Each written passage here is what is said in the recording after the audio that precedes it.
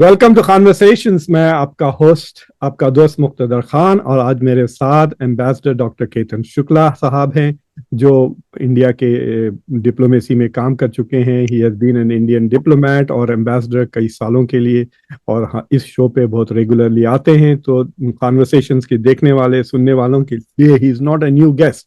Sir, आज हम Putin की ये तारीखी विजिट के बारे में बात करेंगे कि व्लादिमीर पुतिन आए हैं इंडिया को, और it was suppose to be a big event, और काफ़ी शानदार उनका इस्तकबाल हुआ और काफ़ी मीडिया अटेंशन हुआ। इंडिया टुडे के साथ भी एक तफसीलन उन्होंने इंटरव्यू भी दिया। So it was a big show, no doubt sir. लेकिन शूशा अगर बाजू रख दें तो अब हम ये पूछना चाहते हैं कि इन टर्म्स ऑफ बिजनेस जो हुआ है वो क्या हुआ है? What is the main things that you see कि India has achieved from this trip? बहुत इंपॉर्टेंट विजिट रही, क्योंकि आप जैसे अभी जियो पॉलिटिकल सिचुएशन देख रहे हो तो दोनों के लिए विन विन सिचुएशन है। एक तो पुतिन का, वो G20 में नहीं जा पाए थे, सो आफ्टर चाइना वो जाते हैं, और ट्रम्प साहब ने उनको अलास्का बुलाया था, वो उनका रेड कारपेट हुआ था, पर उसके बाद बहुत कम जाते हैं। तो इंडिया की ये यूक्रेन वॉर के बाद सबसे पहली विजिट है, एक तो पुतिन साहब की। जी हाँ। और दूसरा, ये 23rd India Russia annual summit है, तो पहले पुतिन कभी नहीं आए हैं। अब प्राइम मिनिस्टर उनको SCO में मिले थे, लास्ट ईयर वहां मिले थे, तो पुतिन के लिए एक बहुत इंपॉर्टेंट है। दूसरी चीज की पुतिन की बॉडी लैंग्वेज, एक जो ये 28 पॉइंट यूक्रेन का जो पीस डील हुआ है, तो उसके बाद ये विजिट बहुत इंपॉर्टेंट हो जाती थी, क्योंकि अभी तक यूरोपियन यूनियन में कुछ ठीक से बैठ नहीं रहा है। अब ट्रम्प का जो उनके जो नेगोशिएटर है, तो उनके तो जो दोनों कोई डिप्लोमेट नहीं है, कुछ नहीं, विटकॉफ एंड कुशनर। तो इसमें यह है कि पुतिन ने तो ये कह दिया कि I am ready to fight with even European Union. तो इस परिस्थिति में दिसंबर में यूरोपियन यूनियन भी सैंक्शन लगाने का ऑयल के लिए सोच रहा है। अमेरिका का, ट्रम्प का क्या रिएक्शन होगा? अभी तो बोर्ड क्राइसिस और कहीं अमेरिका में बहुत सारी क्राइसिस चल रही है, टेनेसी का इलेक्शन भी कुछ अच्छा नहीं रहा, तो अभी तो आज कोई रिएक्शन नहीं आया है। तो इस, और दूसरी चीज ये है कि इंडिया के लिए ये इसलिए इंपॉर्टेंट था कि एक तो डिफेंस में हमारे लिए ये सबसे एक बहुत इंपॉर्टेंट विजिट है। तो ये परिस्थिति में दोनों के लिए, इंडिया के लिए और रशिया के लिए, तो जैसा आपने बताया, बहुत बड़ा सेरिमोनियल वेलकम हुआ है, रेड कारपेट ट्रीटमेंट मिली है, राष्ट्रपति भवन में हुआ, 1-to-1 डिनर हुआ, 1-to-1 हैदराबाद हाउस में भी मीटिंग हुई, बिजनेस फोरम को। और एक और इंटरेस्टिंग चीज है कि पुतिन राजघाट गए और गांधी जी की समाधि पे उन्होंने मैसेज दिया। तो ये एक, और उन्होंने कहा कि भाई आई वांट पीस। उन्होंने जॉइंट प्रेस कॉन्फ्रेंस में भी यही चीज कही कि भाई we both want the peace. So ये गांधी जी अभी भी रिलेवेंट है। उससे तो मैं बहुत बहुत नाराज हो गया। आई वॉज वेरी अपसेट कि इन्होंने वीर सावरकर की जगह जाकर I can't even say that with a straight face, sir. नहीं, फॉरेन में तो गांधी जी है, और इंडिया भी जो है उनके लिए गांधी जी है। सो Gandhi ji 20th century and 21st century, maybe in future also it will remain relevant for centuries. तो ये जो गांधी समाधि पे ये गए, do you think it was as suggested by the Modi government, या पुतिन के तरफ से ये इनिशिएटिव आया होगा? नहीं, पुतिन बहुत ही मर्क्यूरियल एंड कह सकते हैं कि उनका जो हमने अभी तक का टेन्योर देखा है, is a very sharp, very diplomatic, and जो कह सकते हैं कि एट प्रेजेंट उनके सामने इतना कोई लीडर, जेलेंस्की को कह सकते हैं वो टिके हैं बेचारे, पर Putin is very long term planning, everything is very systematic, उनका बैकग्राउंड भी वही है। तो ये तो कह सकते हैं कि ये उन्होंने प्रोग्राम में पहले से डिसाइड किया होगा, और नहीं होता तो भी वो डलवाते। तो ये एक पक्की बात है, क्योंकि this gives message to all over world जो भी है, पर गांधी समाधि पे जाना। और ये जो टॉक हो रही है, पुतिन ऑलवेज से आई वांट पीस, सो उनके लिए एक वर्ल्ड के लिए एक मैसेज है, सिंबॉलिक है जो भी है, पर इट इज वेरी इंपॉर्टेंट। दूसरी चीज है कि उन्होंने ये कहा कि जो पूरी जियो पोलिटिकल सिचुएशन शिफ्ट हो रही है, कि this is no limit ties, कि जो उन्होंने चाइना के साथ भी कहा था। So this is very important thing. और जितने भी सेक्टर डिस्कस हुए हैं, तो उसमें सबसे इंपॉर्टेंट चीज ये है कि कोई बिग टिकट, कोई बड़ा डिफेंस का डील होना नहीं था, क्योंकि no one wants at present to disturb President Trump. जी Either way, Putin and we have very good balance and type rope walk है. अब जो एग्रीमेंट साइन हुए हैं तो काफी एग्रीमेंट साइन हुए, इसमें 9 एग्रीमेंट साइन हुए. He came with a very big delegation. आप देखोगे तो इतना बड़ा डेलीगेशन वो चाइना भी कभी बहुत कम बार ले गए होंगे. तो जी this is a very big thing. और ये उनका जो इंडो रशिया मीन्स रिलेशनशिप तो हम कह सकते हैं कि 1955 से आईआईएम बॉम्बे स्टार्ट किया था रशिया ने. इवन भिलाई प्लांट, हमारे जितने भी इसरो न्यूक्लियर सभी में. पर 25 साल की ये जो रशिया के साथ रिलेशन है, तो पुतिन के आने के बाद ये पूरा जो भी 2010 में हुआ, उसके पहले हुआ और अभी तक, तो पुतिन ने जो पूरा हमारा इंडिया रशिया रिलेशनशिप है, हम कह सकते हैं कि ये 25 साल में he is the from since he became president till date relationship are very good. And एक रिलायबल पार्टनर हम उनको कह सकते हैं. क्योंकि आज के दिन में आपने एक चीज बहुत इंटरेस्टिंग हुई है कि जो रोआस्टोम से न्यूक्लियर फ्यूल आया कुडाकलम प्लांट के लिए 6000 मेगावाट का जो इंस्टॉल कैपेसिटी, और 2 और कर सकते हैं. आज ही तेजस के लिए इंजन आ गया एक अमेरिका से, जी ने, जो सप्लाई में कई दिनों से नहीं आ रहा था. जी तो जी जी this is a very minutely if you observe, तो this is a very interesting thing कि दोनों फ्यूल सप्लाई आ गया, उसके साथ साथ ही इमीडिएटली ये भी आ गया. अब फर्स्ट तो हम ट्रेड की बात करते हैं, डिफेंस की, कि 2030 तक $100 बिलियन की बात की है. वो अचीव करना बहुत बड़ी बात नहीं है, क्योंकि at present we have $65 billion bilateral trade. तो $5 बिलियन हमारा एक्सपोर्ट है, $60 बिलियन हमारा इंपोर्ट है. और रशिया का यूक्रेन वॉर के टाइम पे हमारा 10% था, 35% ऑयल सप्लाई रशिया से, थोड़ा बहुत अभी कम हुआ. ल्यूक ऑयल एंड वो जो रोज पे सैंक्शन रोजनेफ्ट लगाई पे है. जी पर जो ट्रेड है वो अभी डिफेंस डील भी होंगे, जो हम आगे बात करेंगे. तो $100 बिलियन अचीव करना बहुत मुश्किल बात नहीं. एक पहला ट्रेड एग्रीमेंट के जहां हम शायद 2030 से पहले भी ये गोल अचीव कर लेंगे, ये ऐसा लग रहा है. जो हमारे बेसिक एक्सपोर्ट है वो स्मार्टफोन है, एग्रीकल्चर प्रोडक्ट है, कंज्यूमर ओरिएंटेड है, इंजीनियरिंग गुड्स है और फार्मास्यूटिकल है. सभी कोई ज्यादा बहुत बड़ी क्वांटिटी में नहीं है. पर 2 चीजें इसमें जो एग्रीमेंट साइन हुए है उसमें लग रहा है कि एक तो फर्टिलाइजर एंड एनर्जी सप्लाई, दूसरी चीज है small and medium nuclear reactor, जो अमेरिका को भी काफी इंटरेस्ट है. जी हाँ ये 2 चीजों में बड़े डील हो सकते हैं. Cooperation in migration is very important. कि रशिया के नियरली 5 मिलियन लोग चले गए हैं, 1.5 मिलियन ये वॉर में आइदर दे आर डेड और they are injured. So they are facing very serious crisis of the skill labour. So India can supply skill labour in doctor, engineer, chartered accountant, IT engineer. So ये जो agreement होगा वो काफी important होगा. और prime minister भी announce किया कि we are giving 30 days free visa to Russian and 30 days for group also.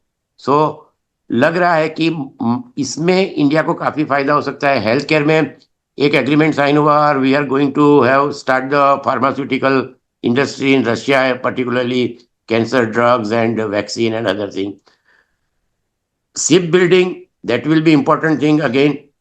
We can get the regional collective vocational training and skill. And उसमें रशिया के साथ हमने, जैसे मैंने कहा कि पहले भी हमारे काफी अच्छे हमारी डेवलपमेंट हुई. तो आईआईएम बॉम्बे सबसे पहले रशिया के साथ ही हुआ था. तो ये सब चीजों को देख के हमारे लिए, if it is done in 5 years, it would be very important. Now, why it is, in a way it is very important, because this is the very good chance for India to get technology transfer.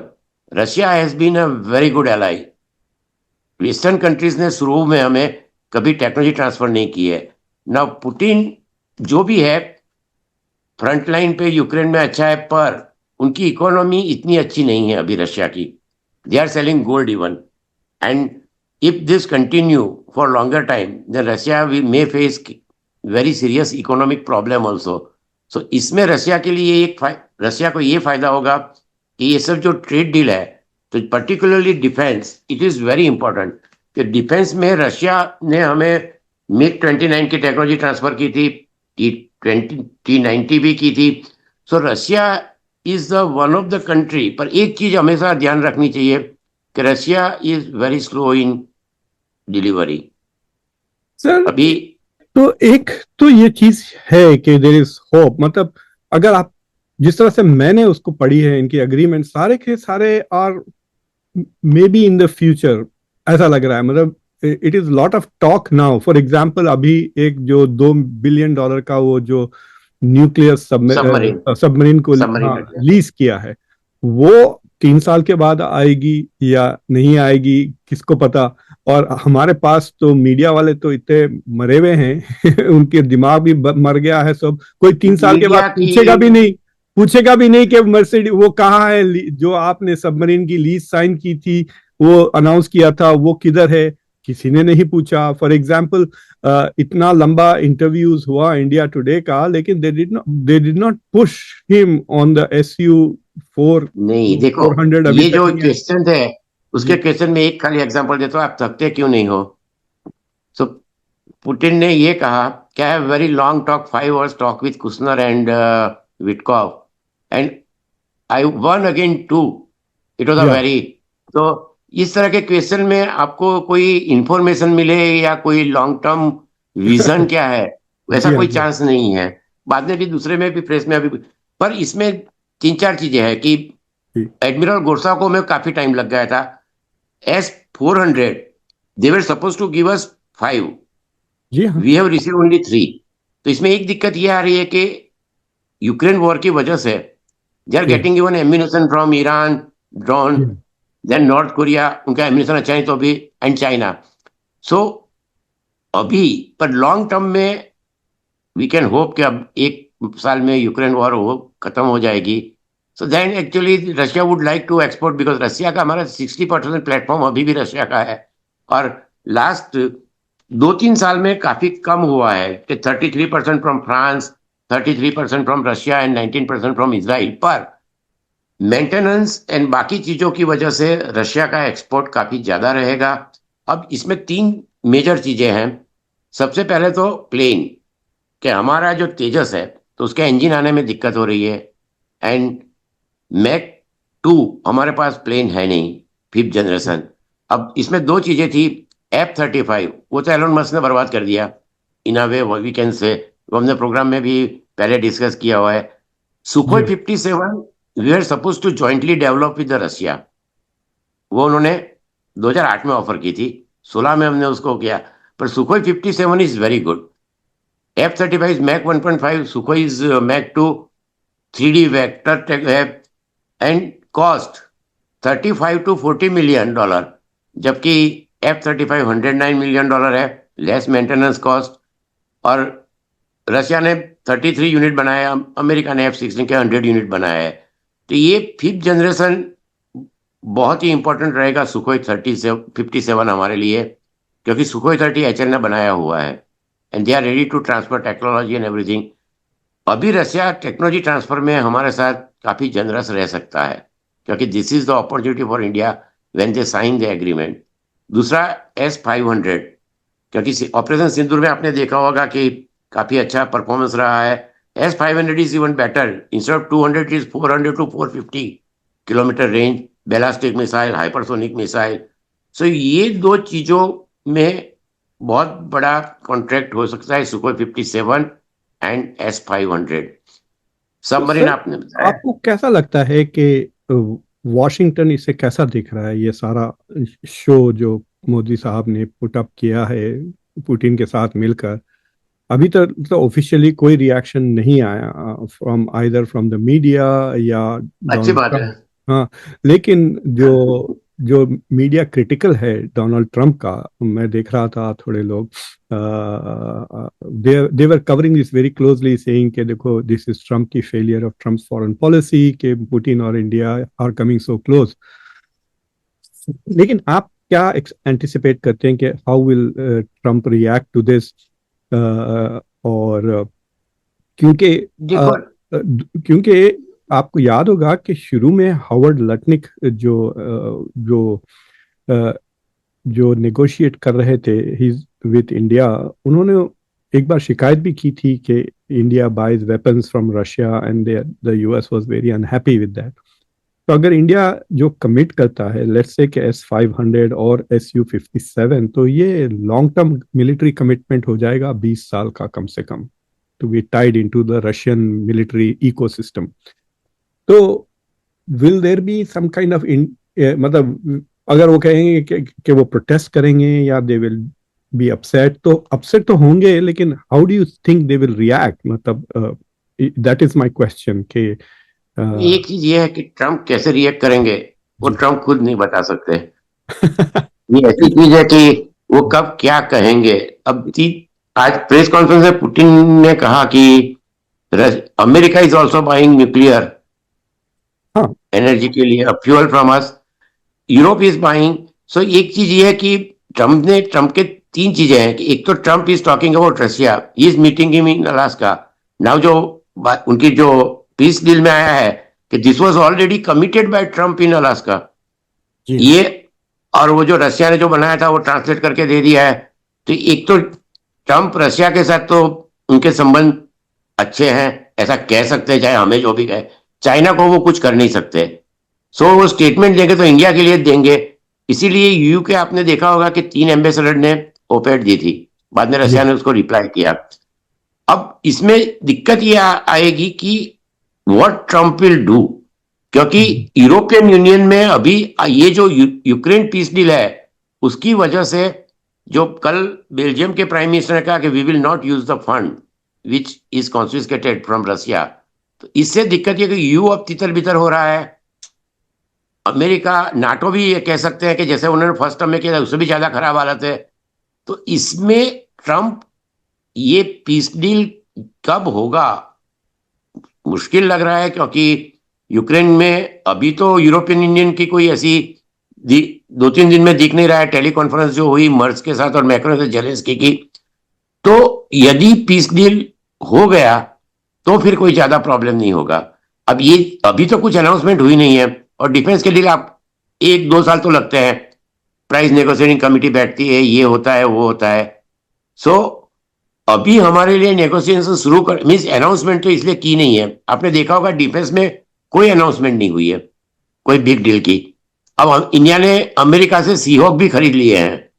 सो ऐसा है कि India is balancing between, India will not actually antagonize completely European Union और America, क्योंकि long term में देखा जाए तो आपको याद होगा कि 1968 में हमारी 62 वॉर के बाद 68 में रशिया और चाइना का भी वॉर हुआ था, और उनका जो पूरा बॉर्डर है वो रिवराइन बॉर्डर है। सो रशिया अभी तो चाइना पे ओवर डिपेंडेंट है, पर इंडिया उनके लिए एक हेज है। सेम थिंग इज, सो एक तरीके से ये कह सकते हैं कि इतनी बड़ी और इतनी अच्छी विजिट होने का एक रीजन है अमेरिकन फॉरेन पॉलिसी फेलियर, कि ट्रंप ने ये 50% जो टैरिफ लगाई, क्योंकि ये और कोई कंट्री पे लगी नहीं है, और लास्ट 20 ईयर्स में हमारे अमेरिका के संबंध काफी अच्छे होते जा रहे थे। इवन ट्रेड भी अच्छा डेवलप हो रहा था। Everything was on a what you one can say very good path. अब ये सडनली जो डिस्टरबेंस हुआ उसकी वजह से जी। ट्रंप को, पुतिन को भी जरूरत थी, इंडिया को भी जरूरत थी। एंड ये विन विन सिचुएशन इसलिए है कि दोनों के लिए बहुत अच्छा है, but that is a compulsion because of the complex multipolar geopolitical situation. Sir मुझे ये बताएं कि हाउ डू यू थिंक के, मतलब we normally don't ask this question but यहाँ पे इट इज इम्पोर्टेंट कि ये बीजिंग से बिल्कुल खामोशी है। How do you think China is seeing this meeting? क्योंकि चाइना और पुतिन ने अभी, देखिए जिस दिन पुतिन आ रहे थे उससे एक दिन पहले स्टीव लावरोव की वांग यी के साथ एक लंबी मुलाकात मीटिंग हुई है। हाँ, जिसमें वो उन्होंने बड़ी बड़ी बातें की about their friendship being everlasting, commitment to partnership वगैरह। तो चाइना के लिए क्या this is something that China will encourage या डिस्करेज? क्योंकि जितना, देखिए India is giving Russia strategic autonomy, वरना वो पूरी तरह से चाइना पे डिपेंडेंट हो जाएगा ना। तो रशिया के लिए वही मेरा कहना है, इट विल जी। Be hedge. Yeah. तो is this something that China will push back against, या कुछ कर सकता है चाइना टू मेक श्योर नहीं, कि ये लॉन्ग टर्म में इंडिया को ध्यान रखना पड़ेगा। चाइना अभी तो कुछ नहीं करेगा, उनकी नो लिमिट पार्टनरशिप है। फिलहाल चाइना के लिए एक कह सकते हैं कि it is a very golden opportunity. Putin ने भी आज कहा कि India, China and Russia BRICS है, एससीओ है, इवन G20 है। जी सो साउथ की जो लीडरशिप है, सो एक एंटी अमेरिका चाइना का जो पूरा एक है, उसमें लैटिन अमेरिका है, अफ्रीका है, रशिया तो उनका काफी डिपेंडेंट है, मिडल ईस्ट में चाइना का अच्छा है। So China would not like to do anything at present, but in a very long term हम देखें तो वी हैव टू बिकम, जो पुतिन ने भी आज वर्ड यूज किया, आत्मनिर्भर, सेल्फ रिलायंस। डिफेंस में तुर्की 5th जनरेशन प्लेन 2027 में बना रहा है, वॉरफेयर चेंज हो रही, drone and everything. So India को 5 या 10 साल में अपनी डिफेंस जो पूरी इंडस्ट्री है उसको रिवैम्प करके, इसमें रशिया हेल्प कर सकता है एंड रशिया का भी इंटरेस्ट रहेगा। मैंने जैसे कहा कि चाइना पे 10-5 साल बाद geo political multi polar situation कितनी चेंज होगी वो अभी हम नहीं कह सकते। तो इस परिस्थिति में रशिया के लिए भी इंडिया की डिफेंस इंडस्ट्री स्ट्रांग हो, वो रशिया के लिए अच्छा है। जैसे ब्राह्मोस है, वेरी सक्सेसफुल प्रोजेक्ट। तो India at present biggest importer of the arms, Ukraine को छोड़ दे तो। जी हाँ सो जी हाँ। ये रशिया के लिए लॉन्ग टर्म में अच्छा है, उनकी एनर्जी सेक्टर में अच्छा है, and there are other big, मैंने जैसे कहा medium and small nuclear reactor, ये भी इंपॉर्टेंट है फार्मास्यूटिकल में, and skill man power. Russia है shortage of man power all over world, there will be shortage of man power, even China will face after 5 years। जी so that way India is a very good ally, economy हमारी तो अच्छी वो चल रही है, sir, inequality है पर हाँ लेकिन मुझे ये चीज लॉजिक समझ में नहीं आती कि why would any country transfer technology if they can sell you the same thing endlessly at a greater profit? तो what is the advantage? अगर अगर SU-57 की टेक्नोलॉजी, SU-57 बाद लोग कह रहे हैं is one of the best, जैसा कि yes, फॉर एग्जांपल अब टर्की के पास जो कान कान है उसका नाम, हाँ, जो 5th जनरेशन, बट उसकी जो प्रोटोटाइप है दैट हैज ऑलरेडी फ्लोन, वो इसी साल फ्लाई हो चुका है। मैंने एक्चुअली एक शो भी किया है उसके ऊपर। But what I am saying is कि आप टेक्नोलॉजी ट्रांसफर क्यों करेंगे? अगर मैं आप इट्स लाइक सेइंग कि भाई अगर आपको मुझसे कुछ चाहिए तो I would like to keep selling it to you on profit, why will I teach you to make it and then you won't buy it from me? नहीं, डिफेंस में ये होता है कि हमारी मिनिस्ट्री में over the year 30% transfer of technology, it's a rule. ये हमने किया नहीं है कहीं किसी में, जैसे कि ये तेजस का जो था, या अर्जुन टैंक थी, MBT फ्रेडरिक्स ओपन। सो 30% TOT होता है। आपने ये सही कहा, Sukhoi 57 will very good, because आप किसी भी एयरफोर्स वाले को पूछोगे, जी मिग का platform, MiG-21 one of the best platform, MiG-29 भी काफी अच्छा रहा। तो रशिया में ये तो है। अब एक बार जो उसकी मैन्युफैक्चरिंग हो जाएगी, जैसे हमने सुखोई बनाया है, इल्यूजिन बनाया है, MiG-21, MiG-29, या नासिक, बट सर आप तो देखो, आप S-400 के तो कुछ ट्रांसफर नहीं हुआ टेक्नोलॉजी, इंडिया ने कुछ नहीं। वो मैं कहता हूँ ना कि अब जी हमारे पास एक गोल्डन अपॉर्चुनिटी है। अच्छा, ये से दिस कि इज द थिंग कि where you can Russia get की द कमजोरी का टेक्नोलॉजी। फायदा उठाए। नहीं, फायदा नहीं, ये तो जो कहते हैं ट्रेड है, तो जी इसमें ये होता है कि आपको TOT मिल सकता है, क्योंकि America is also trying to sell, वो F-35 इतना ये करना है।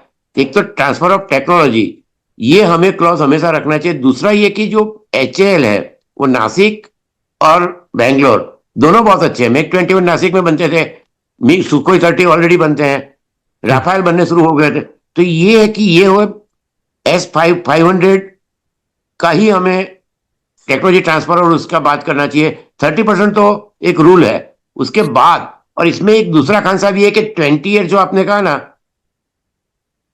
जितना बेचने से ज्यादा ऑपरेशन एंड मेंटेनेंस में पैसे मिलते हैं। That is true.